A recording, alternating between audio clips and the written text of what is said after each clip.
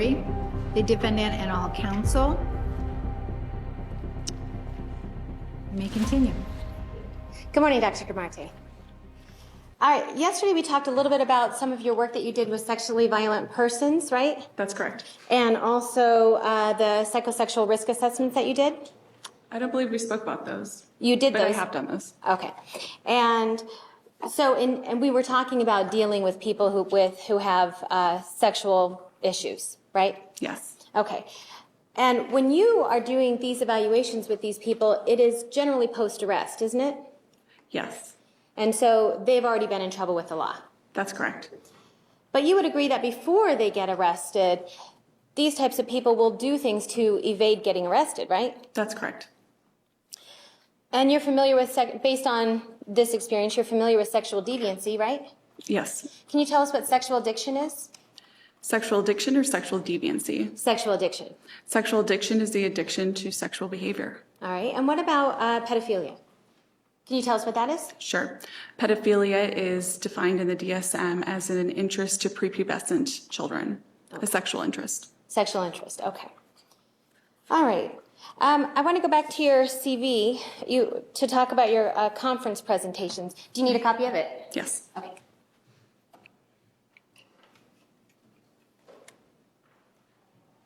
All right, I'm handing you what's been marked as Exhibit 624.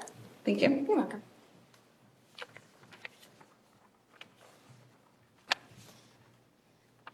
All right, so with regard to your conference presentations, according to your CV, is it true that the most recent presentation you had was in 2007? Yes. And that's prior to being licensed, right? Yes.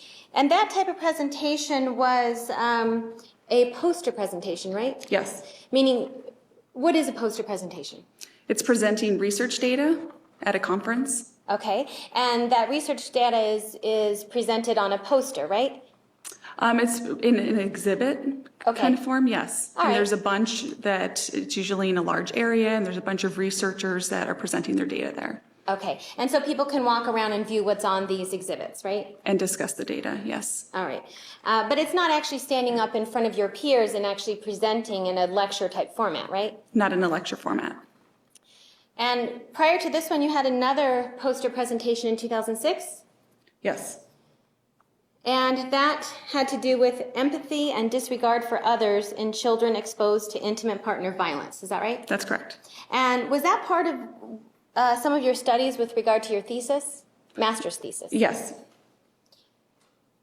So based on your studies with your master's, you are aware that children are affected when there's domestic violence in the home, right? Yes, that's correct. And you're aware that when children are exposed to domestic violence, it can cause them problems in their future. Yes, that's correct. And in fact, you're aware then that the studies show that men more often tend to turn into batterers if they're going to turn into something, right? Could you rephrase that? That men, so in other words, a boy as a child who's exposed to domestic violence in the home, studies show that more often that person is going to turn into a batterer versus a victim. That's been found to one of the factors that contribute to the development of battering behavior. Okay, and so also you were aware of the research that women or a girl who's a child in a home that has violence in it, more often research shows will turn into a victim rather than a batterer. That's inaccurate. There's research that shows that they could go either way. Again, that's just one factor that contributes to any kind of perpetrating behavior. So you disagree then, so that there is no research having to do with a woman most likely turning into, if she's going to turn into anything, becoming a victim versus a batterer. I agree there's research that suggests that that kind of exposure to domestic violence can lead to that kind of behavior, Okay, either that's what victim I'm or asking. perpetrator. Finish the response. I think she did. She's not Did you talking. finish your response? Yes. And you're aware that the research shows that the greater the violence is in the home, the more effect it has on the child, right? Yes.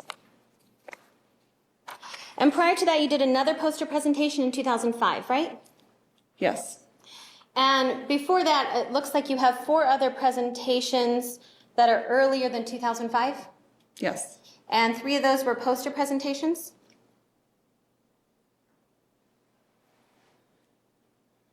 And you're reviewing your CV, right? I am.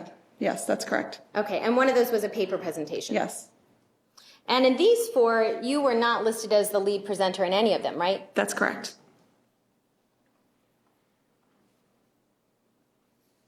And so if you haven't had any conference presentations since 2007, that would mean that you haven't had any conference presentations since you were licensed, right? Right. Most of my work is as a clinician. I don't present as in conferences. That's not something that I do and is part of my career. All right. Well, today and yesterday, you're testifying not as a clinician, right? You're being used as a forensic expert. That's a clinician. Well, you're not treating anybody here, right? A clinician does evaluations and treatment. Okay. But you're being hired to testify about an evaluation, right? Yes, that's correct. All right. Let's talk about publications. Do you know can you tell us what peer review is? Yes, it's a strenuous process of once a research article has been written based on research that's been conducted by the person, it gets sent out to other individuals in the field to ensure that it has good quality of work. Okay. And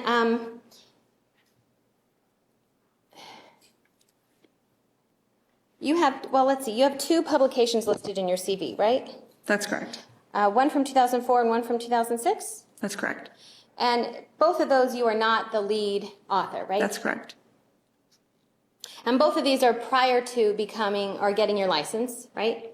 Yes. And part of your education was doing your master's thesis we just talked about, right? Correct. That was not peer-reviewed or published, right? Correct. And part of getting your doctorate degree was writing a dissertation, yes? Correct. And that your dissertation was not peer-reviewed or published. Right, I didn't pursue that. So it wasn't. Correct. All right.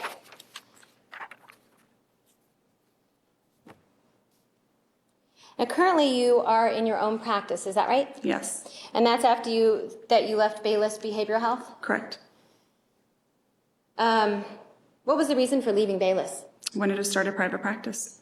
Okay, so you were with Bayless with your license for approximately 2 years before you started your private practice, right? Correct. And when you started Bayless in, let's see, you were licensed in August of 2010, right? July of 2010. July of 2010. And a year later, after your license, that's when you began evaluating Miss Arias, right? Yes, July of 2011. Okay, so a year after you got your license is when you began this evaluation. Correct. Now, right now, with regard to what you do in your own practice, you have, you do civil evaluations, civil and criminal forensic evaluations? In addition to other work. Okay, but that's part of what you do, right? Correct. And you conduct therapy. Correct. You do psych testing Correct. on adults and children? Primarily adults. Primarily, okay. And you do this testing, you use assessment tools, right? Yes. And what type of tests are you familiar with now that you use in your practice, besides what we've talked about yesterday? New tests?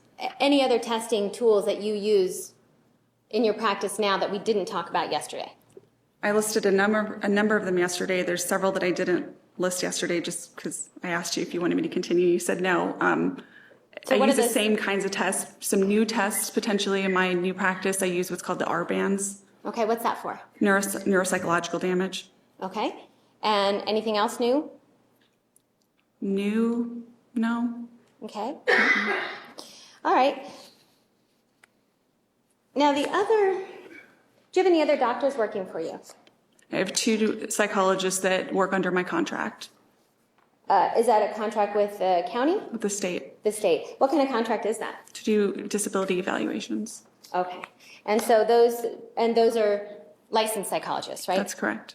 And so those licensed psychologists, they do some of the contract work for disability then?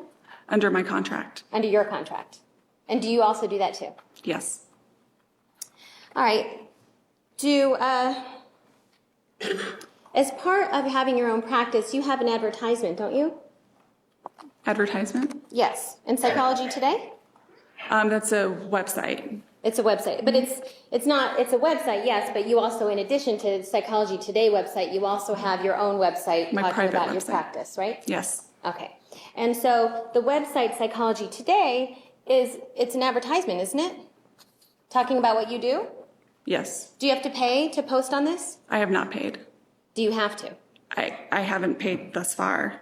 Okay, have they requested it and you just didn't? Or? No. Okay, you just haven't needed to. Right, I haven't needed to pay. All right. And when you post on this Psychology Today, you create what you want them to say about you, right? I write it. You write it. So what we see on the advertisement in Psychology Today is what you've written. Yes. And you give a summary, basically you give a summary of what you do and what your beliefs are with regard to your practice, right? Correct. And in here you say that you offer a free consultation. That's part of the website that comes with Psychology Today. That's verbiage that they use. Oh, so you didn't write that part. Right, I didn't write that part. Okay, but you do offer a free consultation, right? If a patient is interested in therapy and they call me, yes. Okay. And the average, they talk about the average cost per session, $130 to $200? Yes. Is that per hour? For therapy, I don't know, it just says $130 to $200. those are the ranges that they also put up there. So that's not your That's per hour. range. Right. Well, that's the range I fall into. They had categories to choose from. Okay. And so if you wanted to charge more, then you couldn't? I charge the same across the board for differences between forensic and non-forensic work. So this is the non-forensic. Right. And so non-forensic work, then what do you charge? For therapy, Yes. $125. Okay. And it talks about how it has whether or not you have a sliding scale, and the answer is no. Did you write that part? It was a box to check. Okay, so you checked the box no. Right. So in other words, with a sliding scale, that would mean if somebody couldn't afford the $125 an hour and didn't have insurance, they would have to look elsewhere. Right. Okay. And you also accept insurance, right? Yes. And on this website, there's a list of the different insurance companies that you will accept. That's correct.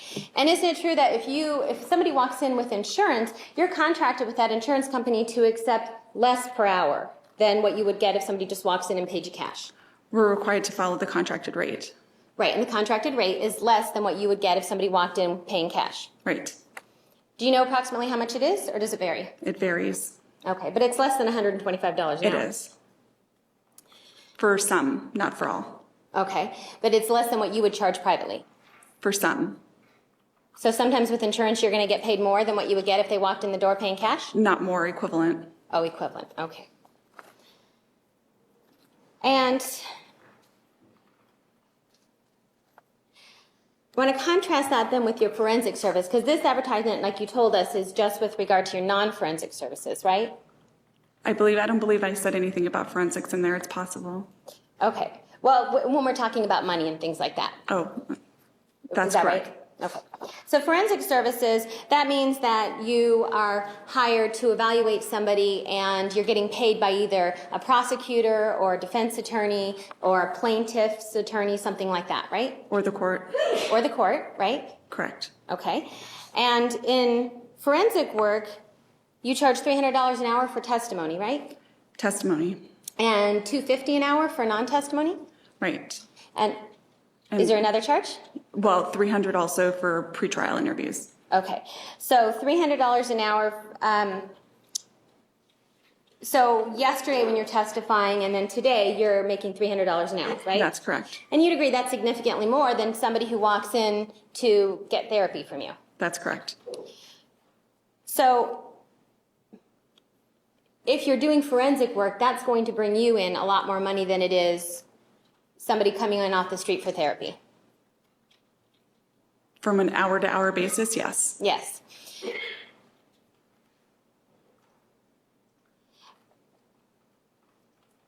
How many forensic cases have you had since you started your own practice? Currently I have 6 open cases and I have 2 others that I've completed since. Okay, so a total of 8? Yes. All right, and do you know how many you were hired by the prosecutor? Yes. How many? For my 6 open cases, I have, and you're talking about just criminal? Well, no, I mean, prosecutor would mean criminal. Was there any other? So for my 6 open cases, I have 2 by the prosecutor, which includes this one. Okay, I have 1 by the defense attorney, okay, and I have 1 by the court, okay. and I have 2 civil cases. One I'm a consultant, and the other I've been hired as an expert witness by the defense. Okay. And what kind of case is that? Is that criminal that you're hired by the defense? Those last 2 are civil. I have 1 criminal defense. Okay, so just 1 criminal defense that you're hired on. Yes. And when you That's worked for open. Bayless, you also did forensic work, right? Yes. And for Bayless, you also worked for the prosecutor, right? You were hired by prosecutors. As much as the defense. You would say it was 50-50? When I was at Bayless, Yeah. most of the work that I did, I was in conjunction with Dr. Bayless. Right. But I was asking you that, are you telling me that when you worked at Bayless, that you worked 50% of the time hired by the prosecutor and 50% of the time hired by defense? Actually, more so related to the court. I was hired more often by the court. Okay, so not 50-50 for prosecution and defense then? I would say roughly. And by the court, I would say that there's an equal amount. Well, I'm not talking about the court though. So I'm talking about prosecutors hiring you versus defense attorneys like me hiring you. I wouldn't say that there was more prosecution. It was roughly 50-50. I would have to look at the numbers. That's not something that I keep track of. Okay. Well, give me a sec.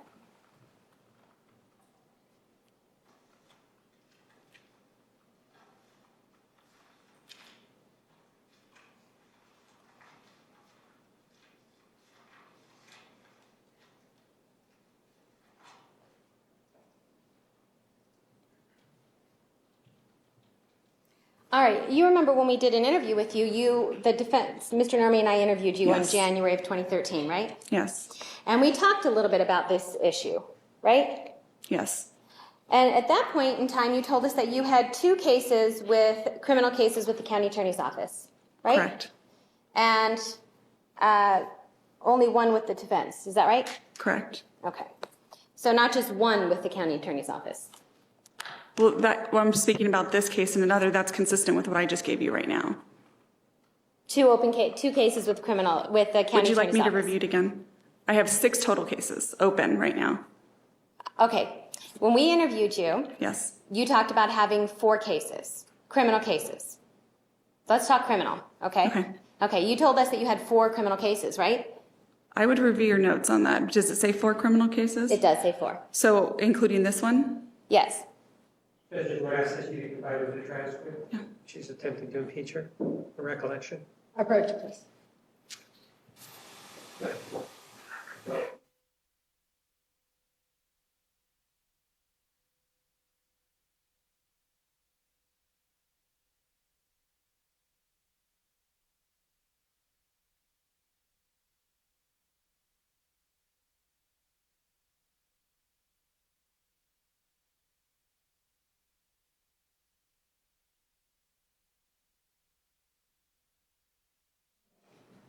All right, so then, Dr. DeMarte, you'd agree that you have 2 cases with the county attorney's office, right? Yes. All right. Now,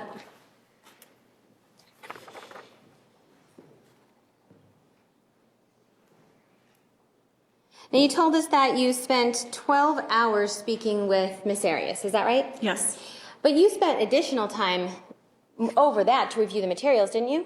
Yes. And did you review the materials prior to speaking with Jodi or after?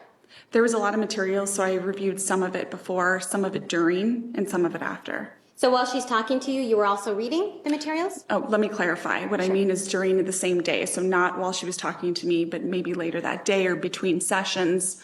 So continually reviewing records. All right. And so at the point that you finished your 12 hours with Jodi, were you still reading any more materials or had you completed them all? I had not completed them all. Okay. And so after speaking with Jodi, then you continued reading the materials. That's correct. And you never went back to clarify anything with Jodi after you continued reading the materials, right? That's correct. You just spent the 12 hours For talking to her. in interviewing and then more hours in testing. Right. That's correct. But in testing, you're not actually interviewing her, right? The day that I tested, I talked to her. I added some additional information, and you can see that in my notes. So did you want to add to your 12-hour? It was about 12 hours, and then the day that I tested her was about 5.5 hours. Okay, and that 5.5 hours is testing, right? I would say maybe about 15 to 30 minutes of that, I followed up with some questions for her. Okay. And so really the time that you spent interviewing her would be 12 and a half hours then. Between 12 and 12 and a half, yes. Okay. And about how many hours do you think you spent reviewing the case altogether? A lot of time. Which is what? I can't give you a specific number, but there was a lot of records, as you know, a lot of videotapes to watch, police interviews. There was a significant amount of records, diary. If I gave you a number, I would be making it up. I don't know a specific number. All right. Well, you had a bill for this time, didn't you? I did. Okay. Do you have an idea then what you billed for it? I don't have my billing records. But I have spent a significant amount of time, more than I did in talking with her. And part of that was because I did find some inconsistencies of what she was saying. Yeah. You know what? The interesting thing is you're talking to me about inconsistencies, but that's not what we're talking about. So what we're talking about... What we're talking about here, Dr. DeMarte, is the hours you spent, okay? So the hours you spent with Jodi, you're telling me is 12 and a half, 12 to 12 and a half, right? That's correct. And you have no idea then how many hours you spent in addition to that reviewing these materials? I can't give you a number, no. Okay. Even though you would have billed for it? That's correct. And for that, you would have billed $250 an hour, right? That's correct. And do you think it's over 100 hours? I do not think so. Do you think it's over 50? Probably, yes, over 50. Over 50, okay. And that's all hours that you're billing to the prosecutor, right? His office is paying you. Correct. I send my bill to him. Right, and then... Except for the bill I sent to you. Right, and that was for the interview, right? That's correct. Mr. Nurmi and I did with you. Correct.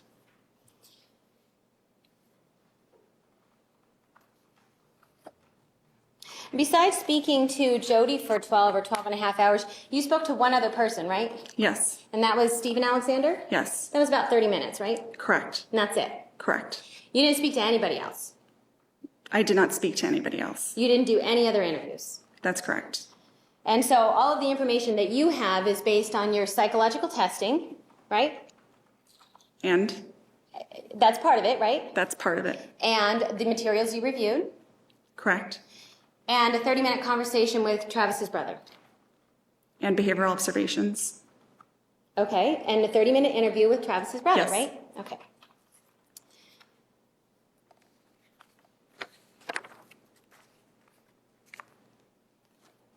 I want to go back to this advertisement in Psychology Today. In this, you list your qualifications, right? Believe so. Where you went to school Yes. and that you graduated in 2009. Yes. It gives us your license number in Arizona. Yes. And it also tells us that you have practiced for 8 years. Yes.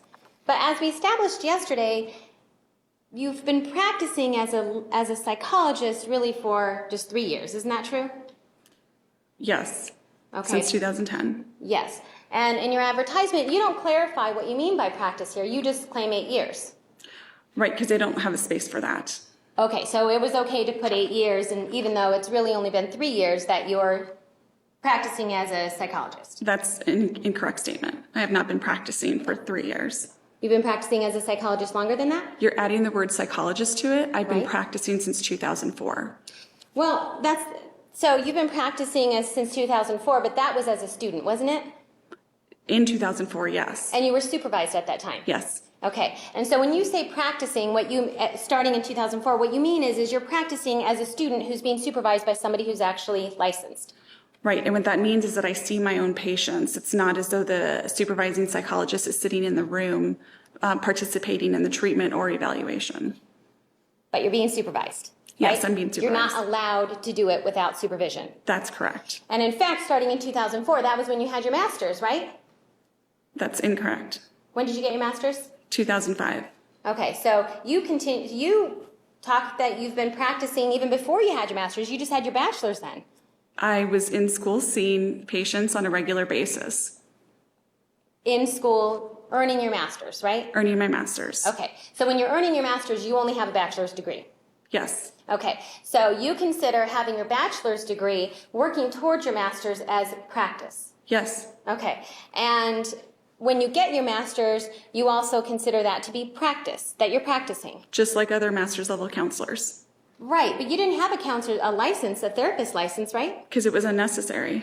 But you didn't have one. I didn't. Okay, so when you're practicing with your master's, what are you practicing? Therapy. Okay, and so you're practicing therapy without a therapist license.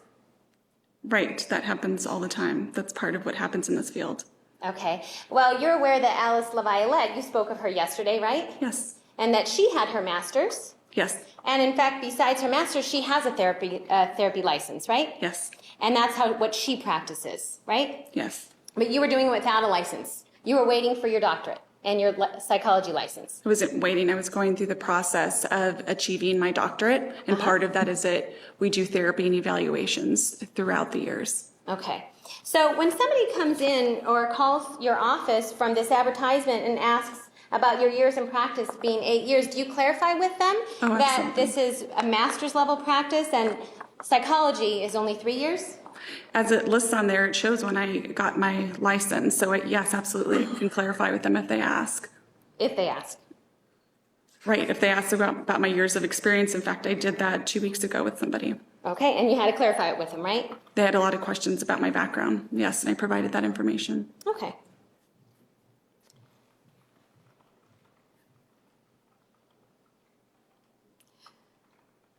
Also on this advertisement, there's a place to list specialties, right? Yes.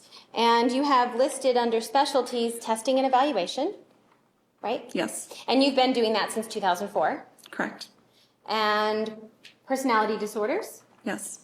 And the third one you list is trauma and PTSD. Yes. And you list that as a specialty. Yes. Looking through your CV, though, where in here does it talk about expertise with regarding trauma? That's a patient population that I've seen since 2004. Trauma patients. Yes. So only trauma patients? No. Lots of different patients, right? Right. And so you're including that some of your patients have had traumas to them, right? Right. And so in your CV specifically, you don't list that you've had any specific interviews with trauma victims, right? Because I don't list out my patients on there, that would be inappropriate. Well, no, not their names, of course, but I mean, you're not on your CV. There's nowhere on here that you ever say that you conducted interviews with trauma patients, right? That's correct, because if I did that, the CV would be 50 pages long, because then I'd have to list out every patient and type of evaluation and interview that I've done. It just seems unnecessary. I'd rather spend my time with my patients. Well, you list only 3 specialties, right? That was just for they had a random list of things to choose from, and those were the areas that I had a lot of experience in and really enjoy working in, so I listed those. Right, so you chose to list these 3 specialties. Yes. And nowhere on your CV does it ever talk about you doing any specific research with trauma victims. Oh, sure it does. There's several of them on there. Which ones? We can go back to the research that we talked about yesterday. Uh-huh. The mother and infant study. The one where from 03 to 04? Sure, that one was specific to domestic violence. Okay. Also, all of the subsequent research when I was looking at the pattern of aggressiveness and antisocial behavior, the vast majority of those individuals had trauma backgrounds. Okay. And so, but you don't list trauma in here. You're talking about antisocial. You specifically list antisocial behavior, right? In your CV? I do. But you don't specifically list trauma, do you? Right, because I just don't feel it necessary to pad my CV. I understand why you don't, but it's not listed, right? That's correct for that. And you don't list anywhere that you had teaching specific to trauma, right? Do you want to reference my teaching experience? Sure. Well, I mean, do you have anywhere where you specifically list that you taught specifically about trauma? Did I use the word trauma in my CV? No. Did I teach about trauma? Yes. Okay, but then you didn't specifically list it out, right? Right. In addition to every other area that I've lectured about, I did not list it out. So there's additional teaching that you've done that you didn't list in your CV. Is that what you're saying? No, for example, you're talking about trauma. I also didn't list schizophrenia in there. I also didn't list about bipolar disorder in there because it would make my CV extremely long. And the point is that I taught several courses at an undergraduate level in abnormal psychology. And that's a really important piece in there is trauma. When you were an undergraduate or you taught to No, undergraduates? when I was a graduate. When I was a graduate student, I taught 4 courses at Michigan State University independently. Okay, and any of those courses titled trauma victims or anything to do with trauma? No, it's titled Abnormal Psychology. Okay, and so part of abnormal psychology that would touch on trauma, right? Yes, Okay, and that's what you're saying your teaching experience is? that's one of my teaching experiences. Okay, and you don't list any specific assessments that you've done with trauma victims, right? For the same reasons. Okay, and you don't have any publications having to do with trauma, right? You only have 2 publications to begin with, right? And one publication is related to community violence, so that would be exposure to trauma. Okay, and so did you talk specifically, I know we're talking about exposure to trauma, but did you talk specifically about trauma, the aspects of trauma, and the different instruments that are used to measure trauma? No, it was about exposure to community violence and the effects that happen as a result of that. Okay. And as far as being a member of associations, you're not a member of any specific trauma association, right? That's correct. I'm a member of the large American Psychological Association and related. Right, but you're not a member of any specific trauma association. That's correct. And you have, part of having your license these days, you have to keep up with education, don't you? Yes. You have to do continuing education so many hours a year? Yes. And part of that is attending, do you attend conferences then? You can. Okay. Have you ever attended the International Society for Study of Trauma and Disassociation? No.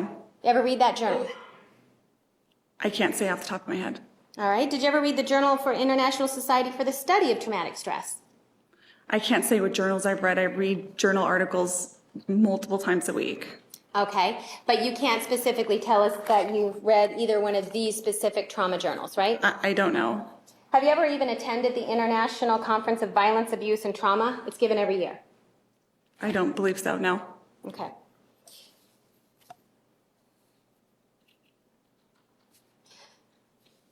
You also talked yesterday about some of the testing that you did, and some of the testing that you did, you gave the RAT, right? Yes, WRAT. correct.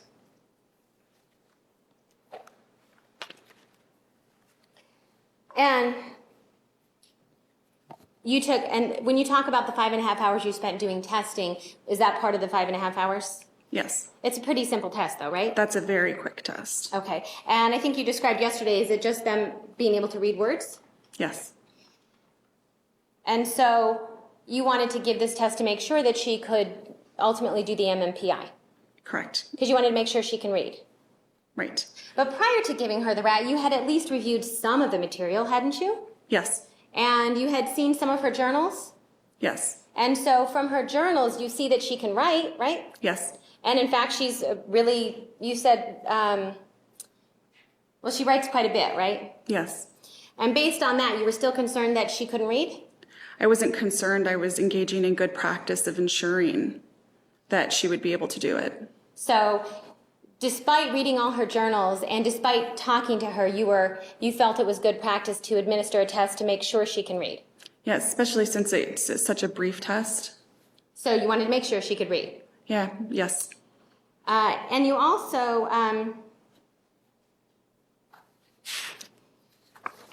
gave the WACE, right? correct. And the WACE is an overall intelligence test. Yes, And that basically gives an IQ score, doesn't it? Does it give an IQ? Yes, it does give an IQ score. Okay. Prior to giving her the WACE, you had had some contact with her, right? You had had your 12 hours of time? Yes, And you were able to talk with her back and forth? yes, And you had read through some of her journals? yes. Had you read through the text messages back and forth between her and Mr. Alexander? I don't remember at that time if I had gone through all of them, presumably some of them. Okay. And you had read through some of the emails, maybe?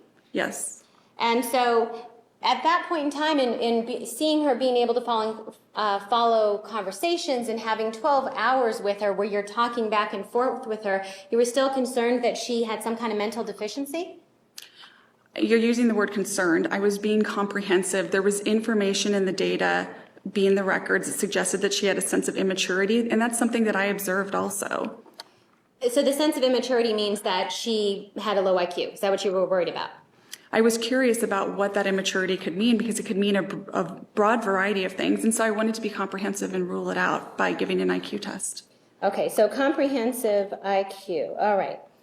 So, and what you found out is that she actually has a pretty high IQ, right? That's correct. During both of these tests, these were two of the tests that took part of the 5.5-hour time, right? Yes, And during this time, you were being paid, what, $2.50 an hour? that's correct. Yesterday you spoke about the other testing and generally speaking, the objectivity of testing, right? Yes, And how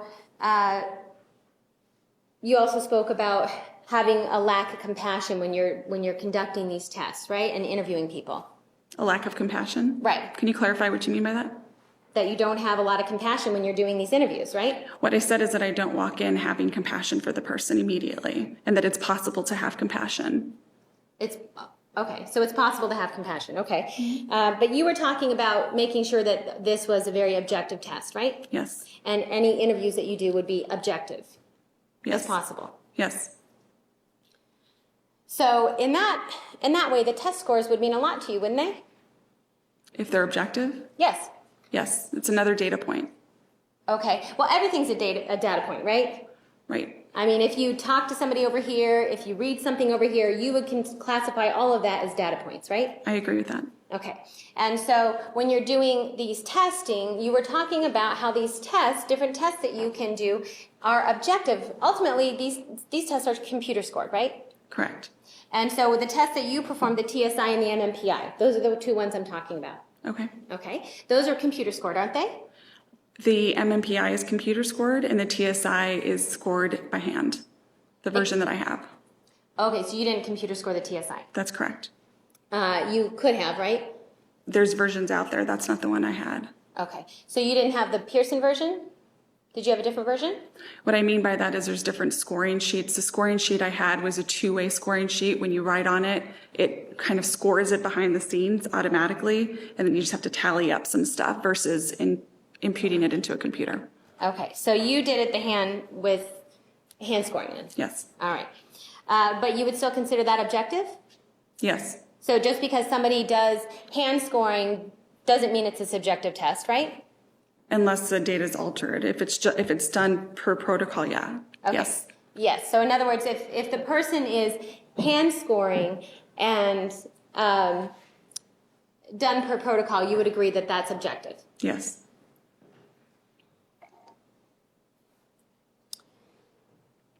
All right. You talked a little bit about the PDS test yesterday, and that was something that Dr. Samuels gave, right? Yes. You didn't do that one. No. And the PDS test, you've only given that once before, isn't that right? I've never given the PDS before. You what? I've never given the PDS before. Oh, okay. And the PDS test, that is something specific for post-traumatic stress, isn't it? Yes. Okay, and that's one of your specialties, right? Right. According to the website that you advertise on? Yes. And you've never given the post-traumatic stress test, the PDS test? Right, because there's a number of other measures. I'm very familiar with Edna Foe's work, though, who's the creator of the test. Who's the creator? Edna Foe? And you're familiar with the work, but you didn't own a copy of it, right? Right. And in fact, you had to go buy your own copy to understand what Dr. Samuels did. Incorrect. Well, you had to buy your own copy because you didn't have the test questions, right? I didn't buy a copy. Oh, did you borrow it from someone else? I obtained a copy from a colleague who had it. Oh, okay. So, because you didn't have it. I did not have it. All right. So, because, and what you had from Dr. Samuels was Jodi's answers to the PDS test, right? That's all he gave me. Okay. And so what you didn't have then was the questions of what the PDS test itself, right? Right. And that's what you say you borrowed from a colleague. The actual test questions. Yes. Yes. All right. And so because you haven't given the test before, you didn't really have any experience giving it then, right? Because you've never done it. I didn't have experience giving that. It's a basic self-report measure, similar to many other measures. So, but you didn't have any experience giving it? Giving that one in particular, no. Okay. And so the only way that you had the questions to the PDS test is because you had to go get them from a colleague. Is that right? Yes, And you weren't given them by the defense at all? that's correct. And those test questions, those are considered raw data, aren't they? The test questions or the bubble sheet? Well, both. No, only the bubble sheet is considered raw data. Okay, so the raw data then would be Jodi's answers, right? That's correct. All right, and the test questions, that's something that's created by the owners of the PDS test Correct. and the creators of the PDS test. Correct. And so, in fact, these owners, the people who do these tests or created these tests and own them are Pearson Assessments, right? I think that's who distributes it. I don't know I don't know how their contract works. Edna Foe is the developer, I thought. Right. Well, there's a specific doctor who ultimately created the test, Right. right? Okay. And then once the doctor creates the test, it gets distributed by a company, right? Sure, if that, I don't know the process. Oh, all right.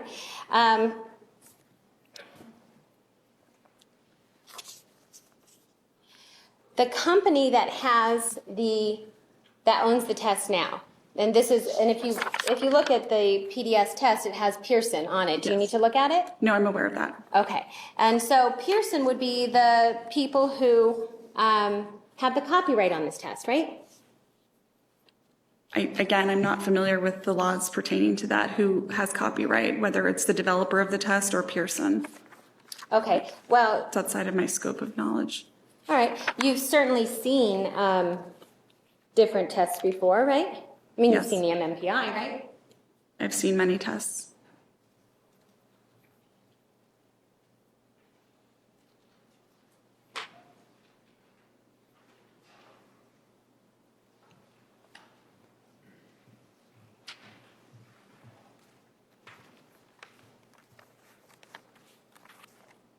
All right. I'm showing you exhibit number 550.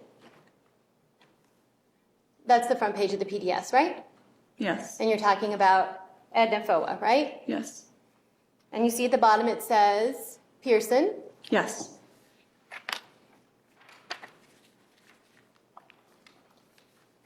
And you see at the bottom, we actually have a warning on it, don't we? Yes. Okay. And this particular test is copyrighted, right? You're aware of how psychological tests are copyrighted, aren't you? Yes. Okay. And so this particular test is copyrighted, right? It looks like it, yes. And according to this copyright, there's a warning on it that no part of this publication may be reproduced or transmitted in any form or by any means without, and then it goes on, without permission in writing from the copyright owner, right? Yes. Okay. And you work with multiple tests all the time that have copyrights, right? Yes. You understand that part of the idea of this copyright is that if the questions on these tests are somehow released to the public, it could invalidate the test, couldn't it? Yes. And that's the importance of why the questions are copyrighted. Yes. Because if all of a sudden all these test questions were released to the public, then everybody would be able to start practicing how to take these tests, right? That's correct. And it would make the test useless then. Yes. And it would make years of research useless I think that's in coming up with taking the it test. a little bit far, but I think that it makes it difficult to then continue to use the test. Right. So that's why it's important that these tests are copyrighted, right? Yes. So this information doesn't get released. Yes. Now you're saying, you told us that you had these test questions because you had to get them from a colleague, right? Yes.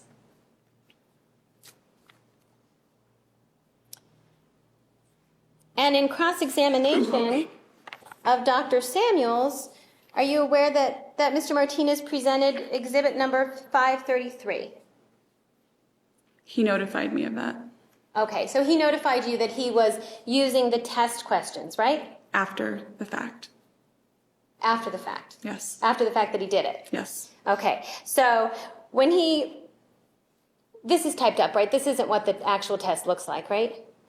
That's not what the test looks like, Okay. correct? So to you, you can tell that this is something that has just been typed, Yes, not coming specifically from Pearson. correct. All right. And so these particular questions then are the questions that are contained on the PDS test, right? That's what you're telling me? Do you want to look at it? Sure, without comparing it directly, I couldn't say if it was 100% item for item identical. Is that what the question is? No, just generally speaking, do you know if these are the test questions? The few that I saw when it was up there, yes, it looked very similar. Okay, all right.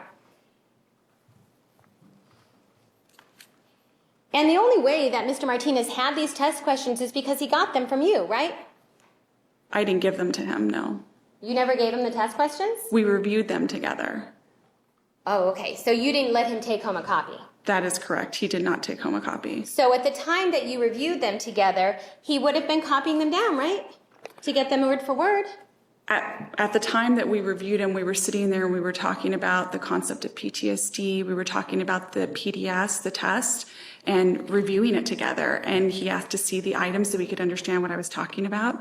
Gave him the items and we sat there and we discussed it and he was taking notes as we were talking throughout our whole conversation. And so throughout this conversation that you were talking to Mr. Martinez, you were talking to him and showing him the test questions, right? In addition to a number of other things, yes. Yes, you were showing him these test questions that are copyrighted, right? I did show them to him, yes. And you were aware at the time that Mr. Martinez is not a practicing psychologist, right? That's correct. He's not a mental health professional like you are. Correct. But you still shared the copyrighted information of those questions with him, right? Yes.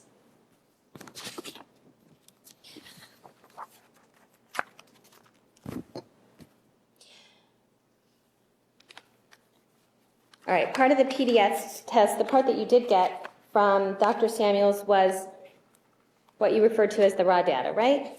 Correct. And those are Jodi's answers. Correct.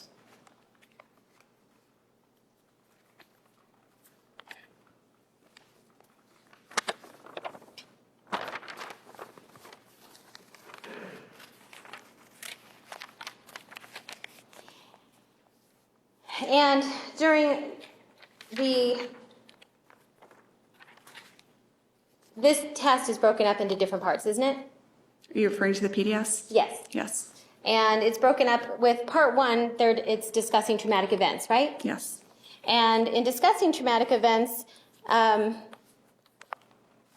it actually talks about, well, it actually asks you, let me just get the questions.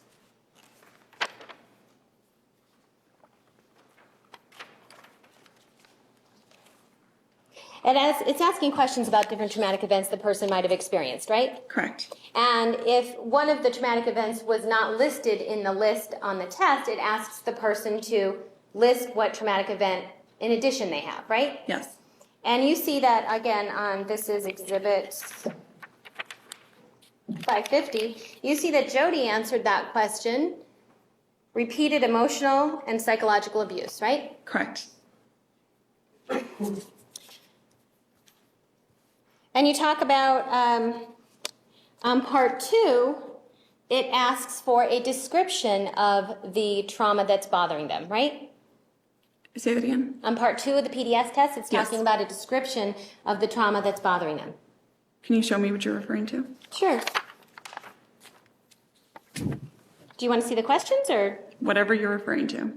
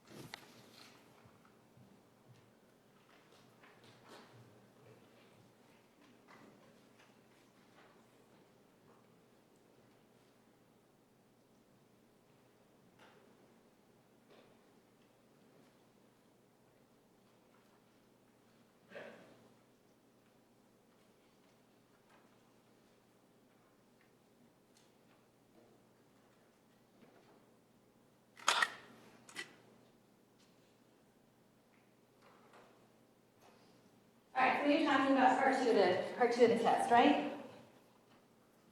Whatever section you're referring to, I'd like to see it. Okay, so I'm showing you what's been marked 626, and these are the questions on part two, right? Yes. Yeah. All right, and the questions on part two are asking specifically about a trauma, right? Yes. And then we see on the answer sheet that there's room to briefly describe the traumatic event, right? Are you aware of that? Or do you need me to show? Show me what you're talking about. Okay. And this is Exhibit 550. We see on part two where it says briefly describe the traumatic event. You see that? Yes. And you see the answer is assaulted/life threatened, Yes. right?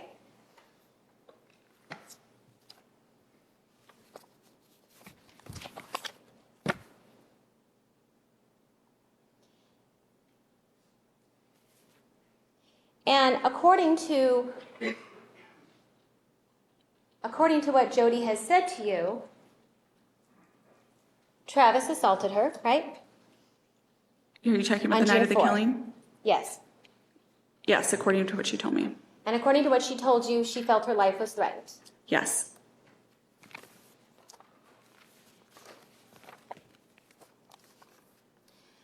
All right, so then we go further into this test, into the actual scoring part. And now again, I guess you rescored Dr. Samuels, right? I did. But other than that, you've never actually done it yourself with any of your patients? That's correct. Okay. And at the back end, when we talk about scoring, the scoring sheet goes through A, B, C, and D, doesn't it? Do you need to see it? Sure.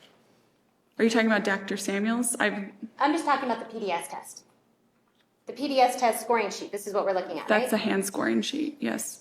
Right, it's a hand scoring sheet, and for the PDS test, right? Yes. And we see section A, B, C, and D, right? Yes. And these A, B, C, and D follow the criteria in the DSM-4, don't they? Criterion A, exposure to traumatic event. The three that you're showing me so far, yes. Okay. And same with D, arousal. Yes. Okay. And according to this PDS test, Miss Arias meets these criteria, doesn't she? According to According to this PDS test, she meets the criteria for A, B, C, and D. according to the falsified traumatic event that she was referring to. This falsified traumatic event that you want to keep talking about, Keep talking about improper question. Overruled. We just established that this event, this trauma that she's talking about, is when she was, again, I'm showing you the same exhibit, assaulted and her life was threatened, right? By a stranger. And that's going to make a difference to you. Absolutely. Okay, so it doesn't say stranger here, right? That's what number 4 is? No, I'm talking about the handwriting. It doesn't say stranger, Oh. does it? Correct. That doesn't say stranger there. It just says that she was assaulted and she felt her life was threatened, right? Right. Okay, and so if somebody's assaulted and their life is threatened by someone they know, then that's not traumatic. Is that what you're saying? No, you're Okay. mischaracterizing what I'm saying. All right, well, then you would agree that that's traumatic, right? Ask the question again, please. If somebody was assaulted and their life was threatened by someone they know, that would be traumatic. It could be traumatic, yes. Okay. And so sometimes when somebody's life is threatened, that may not be traumatic. Right. It depends on the person's perception of it. And their perception is that they've been assaulted and their life is threatened. That, according to you, may not cause any trauma to somebody. It could cause a trauma, absolutely. All right.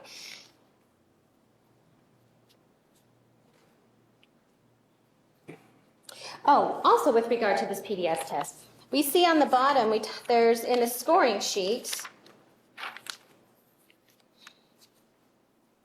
and I'm showing you the same exhibit. You see the symptom severity score? Yes. Okay, and you see that there's a maximum of 51, right? Yes. And the maximum of 51, if somebody is exaggerating their symptoms, they could start to reach 51, couldn't they? They can get as high as 51.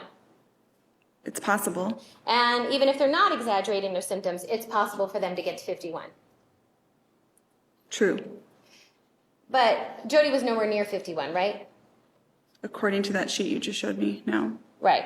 And that is specifically, that's not talking about whether or not she meets post-traumatic stress. That's just talking about the severity of it, right? Correct.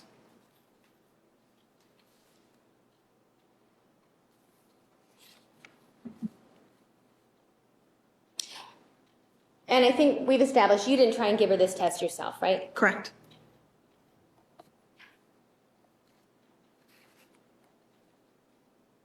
Yesterday you talked some about triggering events. You remember that?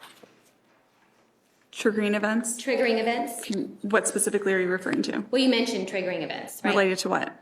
Well, you mentioned triggering events as relating to that it's something that causes the PTSD. Yeah, so there's a specific event. Okay. And you used the word triggering, didn't you? I don't recall if I used that word in particular. Okay. Well, triggering events really are not related to what causes the PTSD, are they? That's not the proper term, is it? I don't understand your question. Can you say that a different way? Sure. When in psychology and in your community, in your scientific community, when people talk about triggering events, aren't they actually talking about events that trigger responses to the trauma, triggering responses to PTSD, right? So triggering response would be something that's, for example, a reminder of the traumatic event, yes. And that's how your community uses the word triggering, right?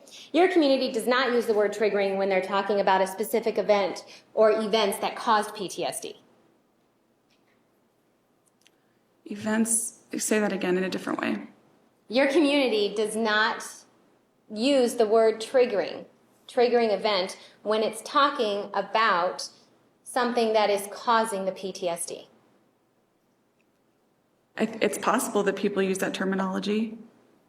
Okay. Usually a triggering event is thought of as a trigger of something that's happened that's a reminder of the traumatic event. Right, okay.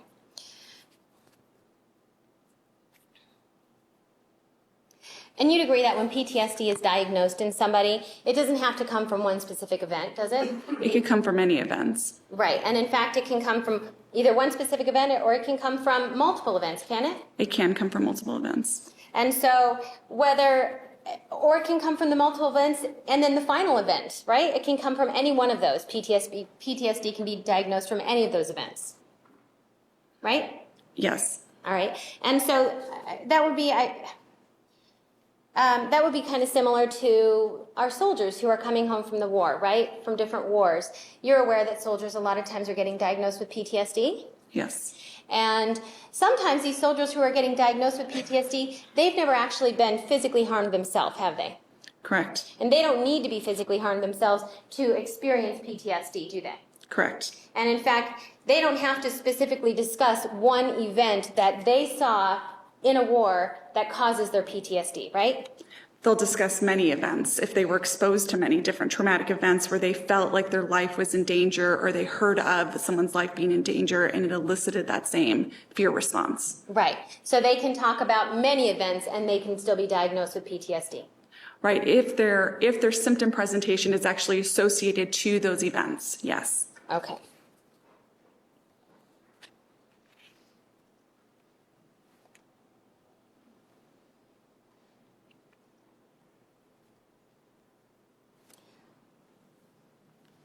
All right, you're aware that Dr. Samuels did the MCMI test, right? Yes.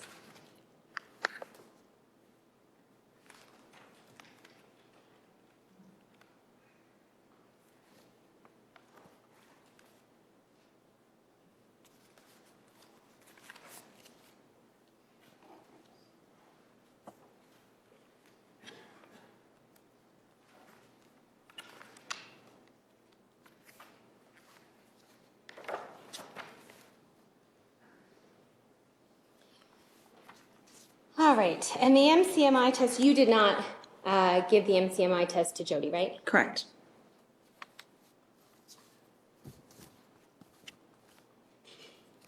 And the MCMI test, it basically is a tool to measure long-standing personality traits? Correct. It's not measuring a one-time incident, is it? No. This is something that you would expect not to change over time? Right. And the MCMI test has validity scales, doesn't it? Yes. And these validity scales are built into the test. Yes. So as a part of taking the test, you can look at these scales and say whether or not a person is answering these test questions truthfully. Yes. And in this MCMI test, you reviewed it, haven't you? Yes. And you can tell us that there's no issues with the validity with regard to MCMI. Right. It was within the normal range. And you looked at the base rate scores, didn't you? Yes. And you remember talking about that yesterday? Yes. All right, I'm showing you Exhibit 541. This is the MCMI-3 profile, right? Yes. Okay. And here we can see some of the scores, right? Yes. All right, so here we see anxiety, right? Yes. And the base rate score of that is 75. Yes. And at 75 even, you told us that that's clinically significant, isn't it? Yes. So she's elevated in anxiety, right? Yes. And then we have the next highest on here. We have PTSD, don't we? Which is the scale at 69, right? Yes. And so while that doesn't hit 75, it's an elevated scale, right? Yes. It's above normal. Yes. And it's far above normal, isn't it? It's above. Yes, it's still below the clinical significance. Okay. And yesterday you told us when things are below the clinical significance, you don't just throw that away, do you? Correct. So it's still something, a data point, as you would say, that you would consider, right? Yes, absolutely. And so the two highest scales on the MCMI, right, we have anxiety and PTSD, don't we? Yes.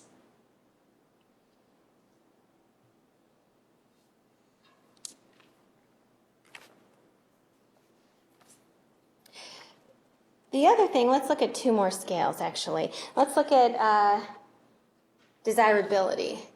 You see desirability, that's another higher score, right, 67? Yes. And desirability is what? I believe that's a scale to present yourself in a desirable way, overly desirable way. Okay, so in other words, so she's ranking high in a scale that means that she wants to present herself as desirable in a better way. Yes. Right? And so when somebody is trying to present themselves in a more desirable or a better way, it might even be possible that the anxiety and the PTSD are being minimized here, right? Because she's trying to make herself look better. Not in this case because it didn't reach the threshold. So you would ignore it then? It doesn't reach the validity threshold. So at that point, if she had passed over 75, then we would look at it and say it's impacting her scores, but it's not thought to impact her scores at this rate. Okay, so basically you're throwing it away then? It doesn't pass the validity, yeah, it doesn't pass the threshold. Yeah, okay, so Yes. you're throwing it away because it's below 75? Yes. All right, even though you just told us that you don't throw data away just because it goes below 75. Well, those were the other scales that talk about her personality rather than the validity. The goal of the validity scales are to tell us, can we trust the test or not? Mm-hmm. That's the goal of it, and it's telling us that we can trust the test. Okay, so it causes you no concern whatsoever then that she scores very high, elevated, not clinically, but elevated on the desirability, right? That doesn't mean anything to you. I'm not saying it doesn't mean anything. I'm saying that it doesn't cross that threshold that makes me concerned about the validity of the test. Okay. All right, let's look at one more scale. Let's look at borderline. And we're talking about thresholds so much, and I know we were talking about ones in the 60s, but the borderline personality trait here, we see a base of 11, right? Yes. That is far below even normal, isn't it? That's below. Far below normal, right? Below the clinical significance, just like all the rest. Right. So when we talk about desirability or when we talk about PTSD being below the clinical significance, those are both 60s. So they're just a few off of 75, aren't they? Right, but you're trying to put a value on something by you're making it subjective by talking about it in that manner. The way this maintains as an objective test is by using the criteria that's set forth in the manual. So anything below 75 is considered to be not significant. Okay, so borderline, you'd agree then, is not significant. Right, on this test, it came up below the significance level. Not significant, Not right? significant.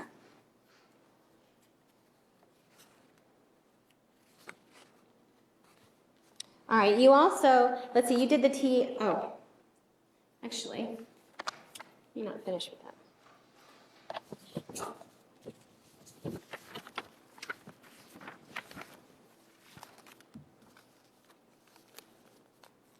And you're aware that the MCMI-3, when it's scored, that comes with a comprehensive report, right? Yes, Did you review that as part of your review in this case? he did not give me that, did not give that to me. Okay, so you don't have Dr. it. Samuels did not offer that to me. All right. Judge, may I approach? I'm showing you what's been marked as Exhibit 625. Objection, Rule 15 violation. Approach, please.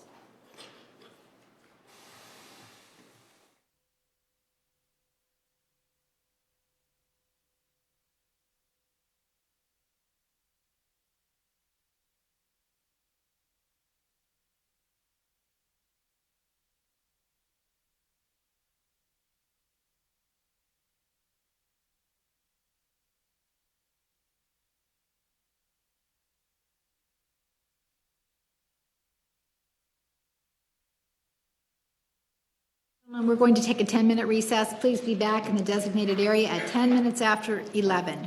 Please remember the admonition. You are excused.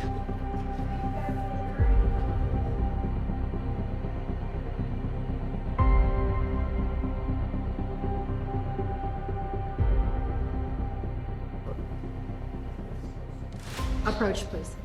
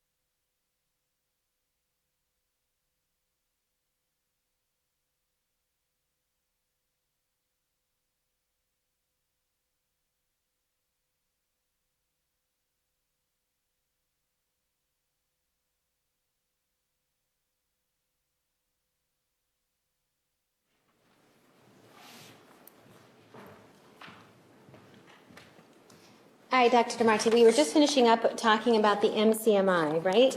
Yes. Okay.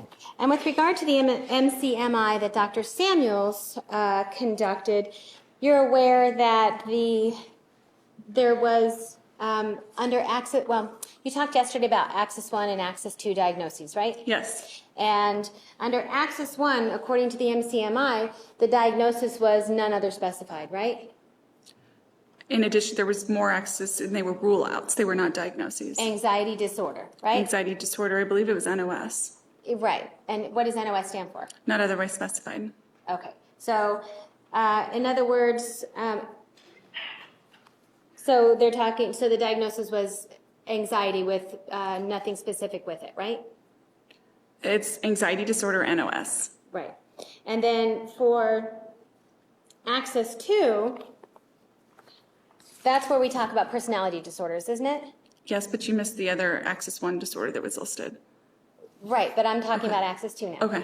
Okay, so Axis 2 is talking about personality disorders, right? Yes. And with Axis 2, their diagnosis from the MCMI test comes out as diagnosis or condition deferred, right? Yes, That means there is no diagnosis. that's not correct. Judge, the same issue, and if we may approach.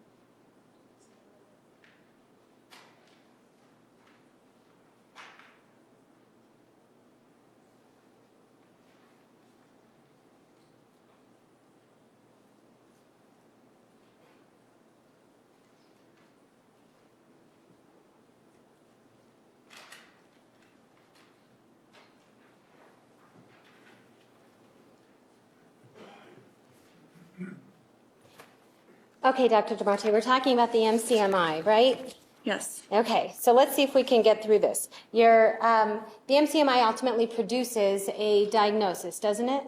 Rule out diagnoses, things to consider. Okay, so things to consider, and they talk about Access 1 and Access 2. Yes. And in Access 1, with regard to MCMI, and also what Dr. Samuels found with regard to his other reports, you're aware that he diagnosed Access 1 as post-traumatic stress, right? Yes. And he found it to be acute. Yes. And you're aware that under Access 1, he has anxiety disorder, none other specified, NOS. He does where? Under Access 1. On what are you referring to? Are His you referring- report. Yes, May I approach? sure. May I approach? Okay. I'm showing you Exhibit 627.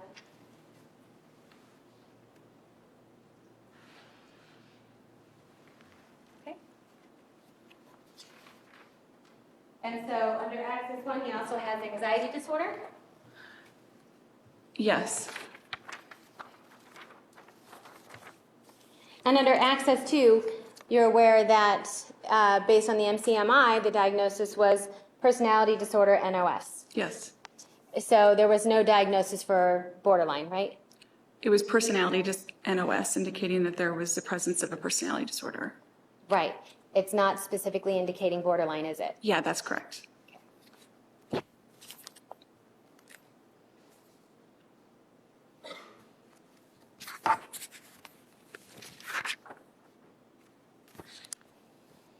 All right. Now you conducted your own TSI, didn't you? Yes. And you said you hand scored it? Yes. So when you hand score it, then you don't get a computer printout, obviously, right? Correct. And do you have your hand scores with you today? Yes. Can you pull those out, please?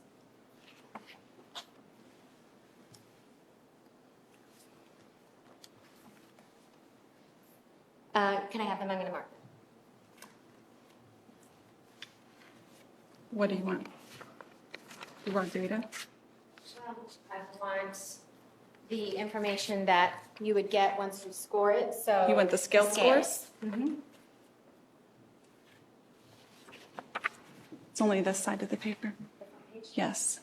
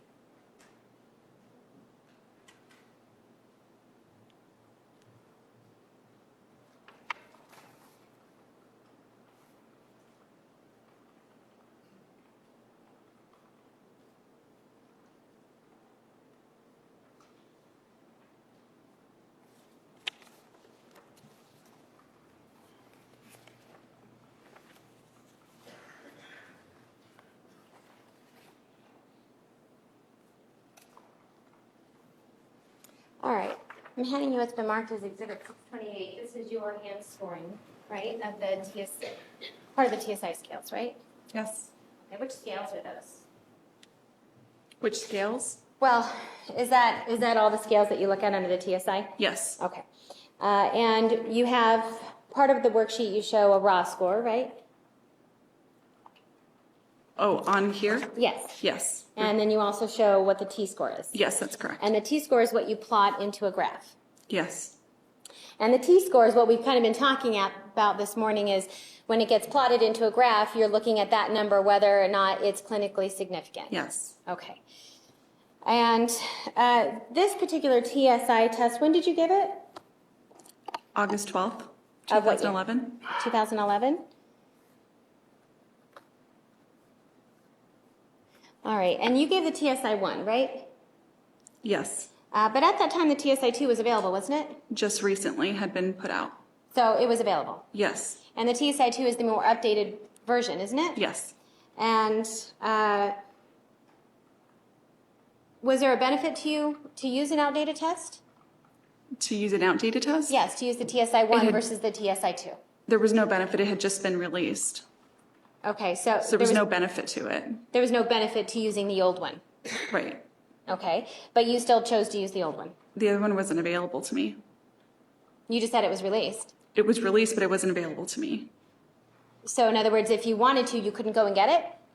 The agency that I was working at had not purchased it, and it wasn't something, there's this time span as psychologists that we're given to update our test, and given that it was just released, I was well within that time span. Okay, and so the agency you were working with was Bayless, right? That's correct. And let's see, August 12th of 2011, this puts you about a year out after getting your license, right?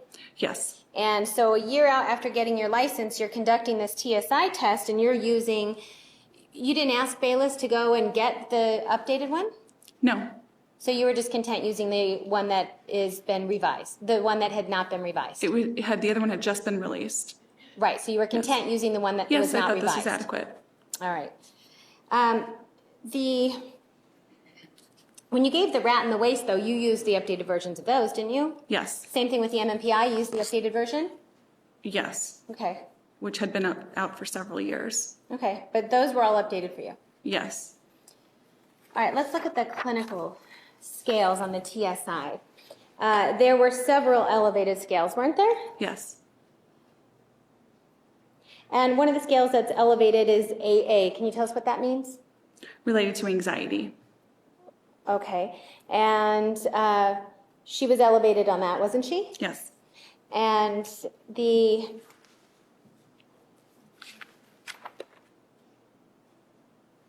clinical elevation on this test is actually at 65, not 75, right? That's correct. Okay, so things above 65 is clinically elevated, right? Yes.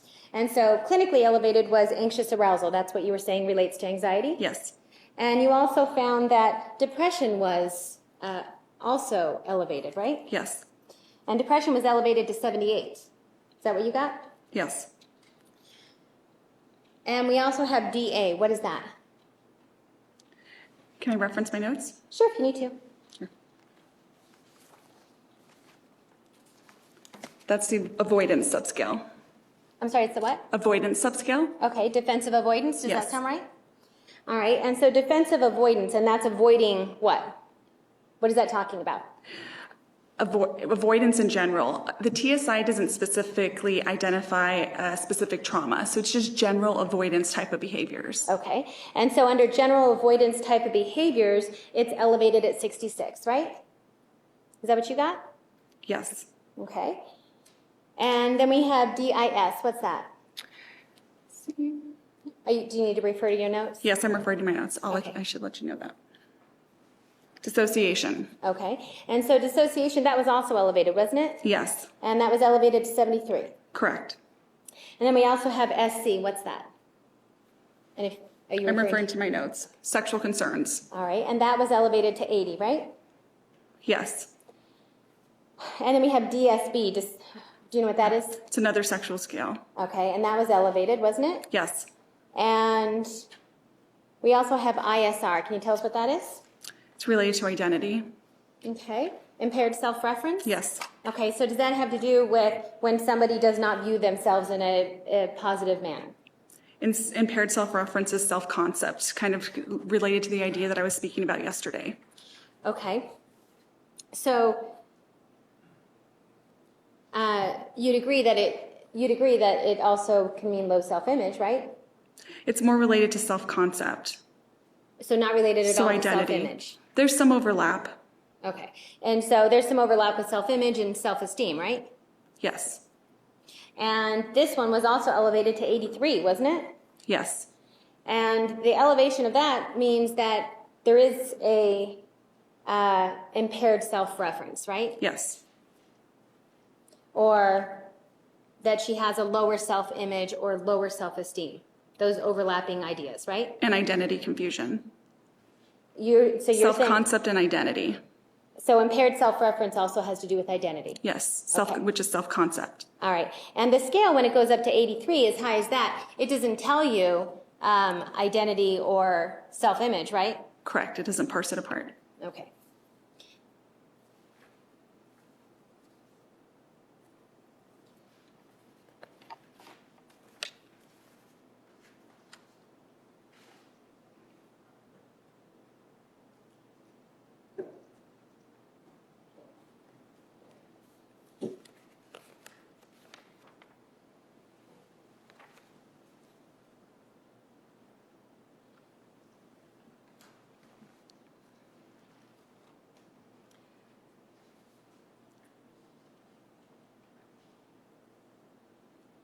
All right, and one of these on here, we also have IE. Do you know what that is? I'll reference my notes. Sure. Intrusive experiences. And do you have that on your scales there? Do I have what? The IE, is it showing up there? As an item, yes. Yes, okay. All right, and what's the number that you get on that? 61 is a T. Okay, is the T score, right? Yes. All right. And so that falls just below clinically significant, doesn't it? Yes, it falls below. Okay. And so based on the work that you've told us about that you've done with some of domestic violence women who've suffered from domestic violence, you'd be aware then that a lot of times battered women suffer from low self-image, don't they? Yes.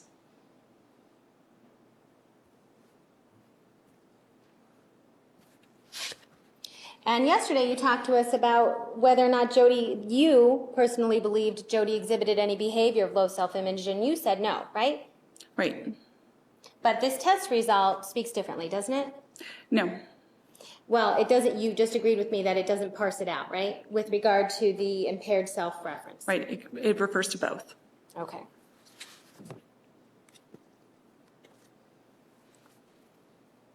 One of the other scales on this TSI is AI. Do you know what that is? Mm-hmm. What's yes. that? I'm going to refer to my notes. It's anger irritability. All right. And what's the T score on that one? 43. All right. And 43, that's not clinically significant, is it? That's correct. Yesterday you talked to us about Jodi's floating profile being one that is prone to violent outbursts or anger, right? You're confusing two terms. Violent outbursts, you said, right? You're confusing floating profile with that interpretation. Okay. Well, let's not talk about floating profile for a second. Okay. One of the things that you said with regard to Jodi's personality traits is that there would be a tendency for violent outbursts, right? Yes. Okay. And but here, when we're talking on the TSI scale with anger and irritability, she falls below clinically significant, right? That's correct. And when you hand score these, do you get the composite scales? That's what you're looking at, just the T scales. Okay. Well, do you get also the summary scales? I'm talking about summary scales. This is all that you get. Okay, so you didn't do anything with regard to the summary scales groups. There's three groups that it's grouped into three different groups. Not on the original TSI. Okay. So you didn't do that then. It's not part of the scoring. TSI summary scales are not part of the scoring? You're confusing terms again. So what's on this, what you're looking at there is everything that's included in the scoring. Okay. So that's, I don't think I'm confusing anything. I'm asking you about summary scales. Do you not have any TSI summary scales? That's a proper question. Shane asked it, I don't think I. Overall, you may answer. If you're referring, are you referring to the summed raw scores? No, That would be a summary scale. So that's not what you're referring to. no, I'm talking about the summary scales of trauma, self, and dysphoria. Do you have those? No, Okay, so you didn't do those. those aren't part of the scoring. Okay. So then you don't have any significance with regard to the scales, the summary of trauma, the summary of self, and the summary of dysphoria, right? It's not part of the scoring. Okay.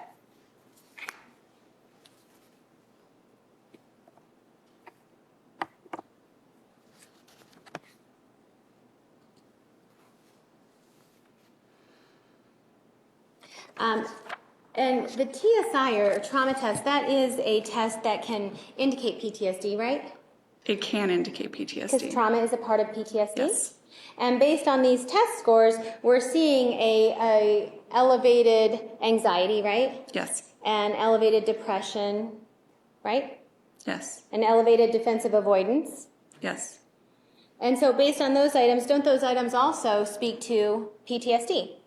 Those are symptoms that can be seen in PTSD and in personality disorders. So they can be seen in PTSD? Yes, they can.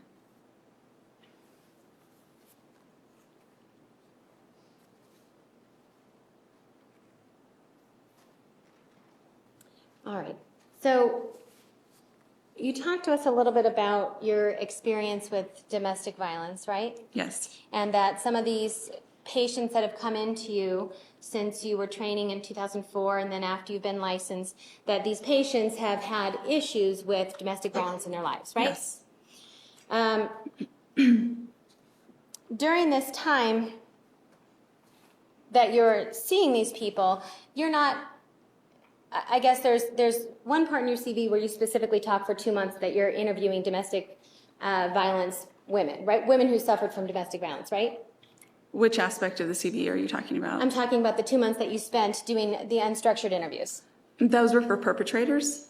Those are perpetrators. Yes, I think what you're referring to is back to research that was done at Michigan State University. Okay. And so, all right, so let's talk, the research that you did, that's when you're doing interviews of women who had been some type of domestic violence, right? Yes. Okay. And then you spent 2 months with perpetrators. That would be another instance. Yes. Right? Okay.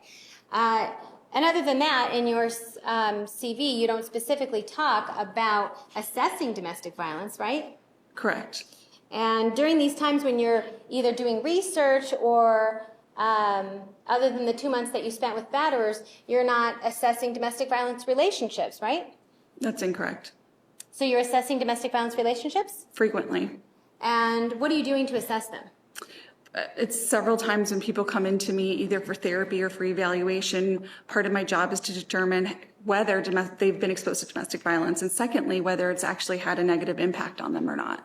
Okay, so you're talking to them, and how is it that you're assessing them for this?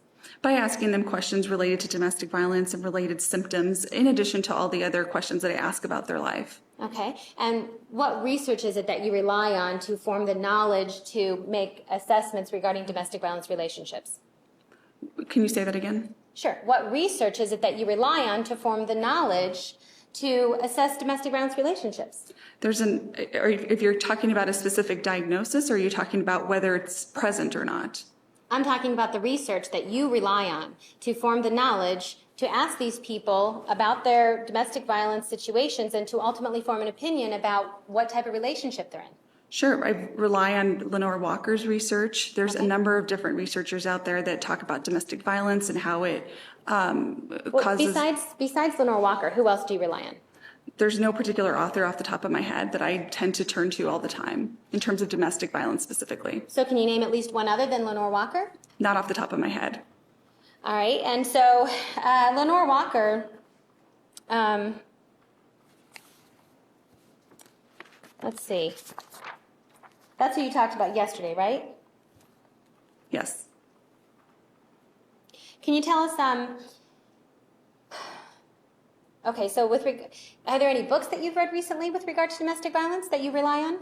Recently? Yes. I've referred back to Lenore's recent book. I think it was in 2009 was when it was last published. It's the 3rd edition. Okay, so other than Lenore Walker, any other books that you've read with regard to specialties in domestic violence? Yes. What are those? I don't have the titles off the top of my head. Okay, so it's not something that you know off the top of your head? Correct. And what about journals? Do you receive any journals with regard to domestic violence? I don't receive any journals because I have access to them online. Okay, so which ones do you access online that are specifically made for domestic violence? I access journals. Journal articles. I don't access specific journals. So if there's a patient that I'm seeing that is suffering with a particular disorder or problem, I'll look up research associated with that and just using a broad database. So then are you telling me that regularly speaking, you don't keep up with domestic violence and the new research in the field by regularly reading domestic violence journals, the articles contained in these special journals? No, that's not what I'm saying.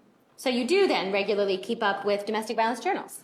You're talking about journals and I'm talking about research articles. Those are very different things. Well, I'm talking about the articles contained in the journals. Right, so I read articles frequently. Right, okay. So I understand that you read articles frequently. What I'm talking about is, are you reading articles frequently that are contained and written especially for domestic violence? Yes, I don't know the exact journals because as I'm reading the article, I don't look up and reference what journal this specifically came from. Okay. I just know it's peer reviewed. Okay. Can you give us any of the names of the articles that you've read recently?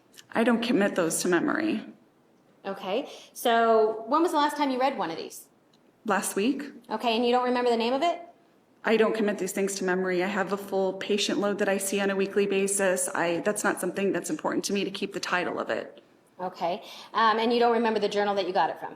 I didn't get it from a journal. Again, I got it from a broad database. Right. But ultimately, they're published in a journal, aren't they? Yes. Okay. And you don't remember the name of the journal that this article that you read last week was published in? I did not look at the journal. Okay. Correct.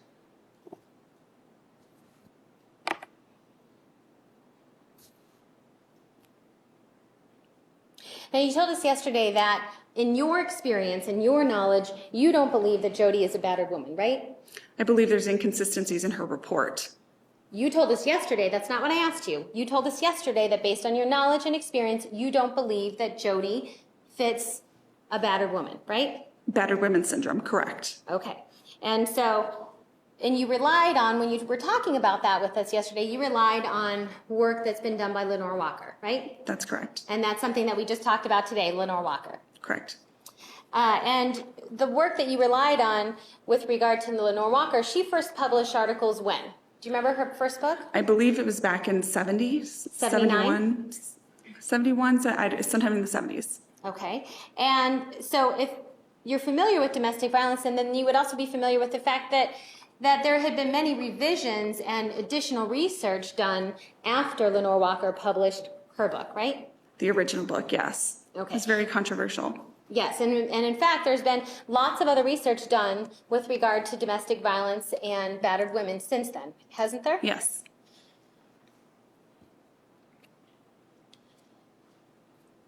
The book that we're talking about being published by Lenore Walker, that's where you get these 6 criteria from, right? Yes. And that's the one that we're talking about being published in the 70s, right? No. She came out with the 6 criteria back then, didn't she? No. No? You think she came out with it later than that? In the book, they indicated that because there's been so much research that's done on this topic, that they've formulated new criteria to capture, that there's now some sort of criteria to capture what is battered women syndrome. For many years, there was no criteria. So wait, so you're testifying that there is specific criteria, that Lenore Walker would agree that there is specific criteria to profile a battered woman. Is that what you're saying? No. You're Okay, changing that's my what I'm- words. Okay, then tell me what you're saying. There is criteria or no? There's criteria that's listed in her book that identify the presence of battered women syndrome Okay. that she identifies. Again, this is not the DSM. This is just a culmination of research that's come with this criteria. And yesterday you talked specifically about 6 criteria, right? Yes. And those 6 criteria, you're telling me that was not published in her original book? I'm not aware if it was. I know that in her most updated book, that's what was published, and it relied on research that was more recent. Her most updated book publishes the same 6 criteria. Is that what you're saying? No, I just said to you that I'm not aware if it was published before. The way that it's written in this book indicates that it's based on new research, Right. and that this is new criteria. Okay. So the new criteria based on the new research, and new research done by other people, right? By a number of people. Right. Do you know who Marianne Dutton is? Yes, I've heard of that. Who's Marianne Dutton? I believe a researcher. Right. And tell us what her research has shown.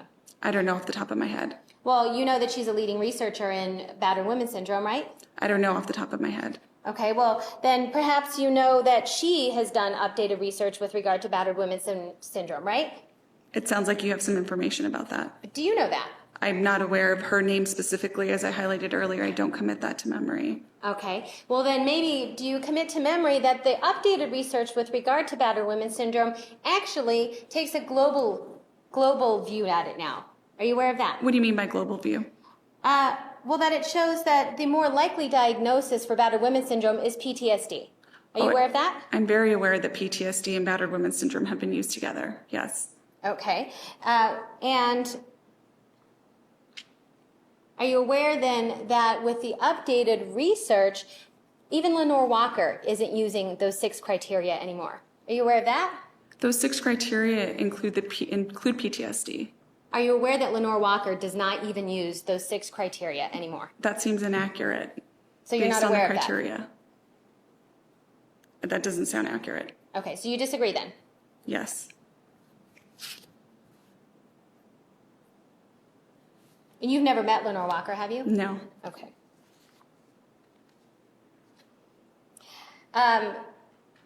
Since you seem to be familiar with her work then, are you familiar that Lenore Walker, actually, her updated research takes the approach takes a trauma-informed approach rather than using the 6 criteria.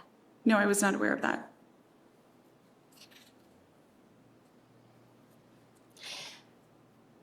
But yet, not being aware of this information, you don't consider yourself an expert in domestic violence, do you? I'm an expert as a clinical psychologist. Well, clinical psychologist is kind of a big general area, isn't it? Correct. Okay, so you're an expert in clinical psychology? Yes. Okay, and so, but you don't consider yourself an expert in domestic violence, do you? Had a lot of experience in domestic violence and working with people with domestic violence. It depends on how you define expert. Do you define yourself as an expert of domestic violence? I would not call myself an expert in domestic violence specifically. Okay, so you are not an expert in domestic violence according to you. I have a lot of experience with it, but I wouldn't put that term on because I think it's an important term. It's very specific, right? So you would not characterize yourself as an expert in domestic violence? Specifically, yes. Okay. In fact, part of what you talked to us yesterday is the fact that your belief that just because a woman does not go see a doctor if her husband beats her, or if she doesn't call the police because her husband hits her, somehow to you, that is a data point that is going to be suggestive that maybe it didn't happen, right? It's a data point, yes. That to you, in this particular case, it suggested to you that it didn't happen, right? Yes, and if it was there, it would suggest that it did happen. So with battered women, based on your experience, you're expecting battered women to report then, right? No, not all the time. Well, then you're aware that they minimize, right? Yes. You're aware that they oftentimes don't report. Yes, I am. And you're aware that oftentimes they don't call the police when they're hit by their loved ones. I am aware of that. And you're aware that they don't go to the doctor when they're hurt by their loved ones. Yes.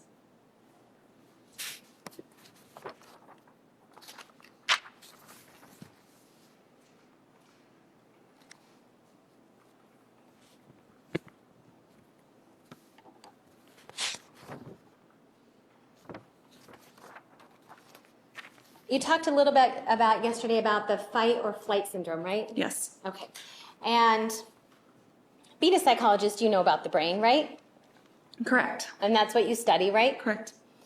The fight or flight syndrome, it causes a physiological response, doesn't it? Yes. It's something that we can't control necessarily, Yes. right? And you talked, just one second.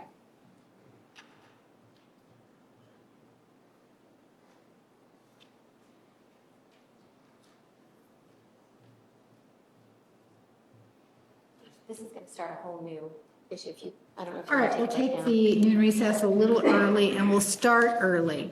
So, ladies and gentlemen, please be back at 1:20 from lunch.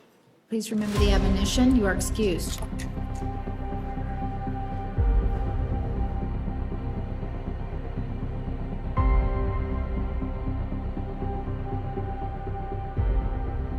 Please be seated. The record will show the presence of the jury, the defendant, and all counsel.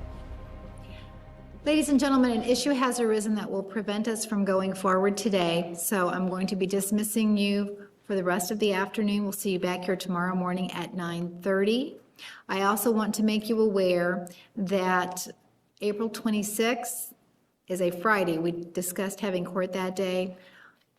Unfortunately, we will not be able to proceed on that day either, so you may make plans accordingly. We will not need you on April 26th. All right? Still keep May 3rd scheduled.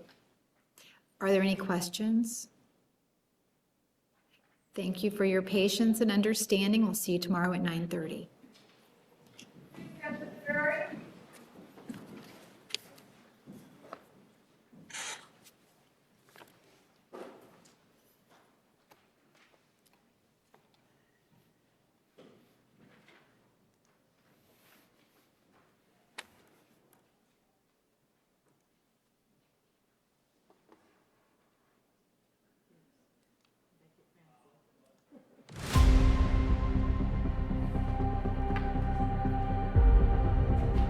Record will show the jury has left the courtroom. Dr. DeMarte will see you tomorrow morning at 9:30. Thank you. We are at recess.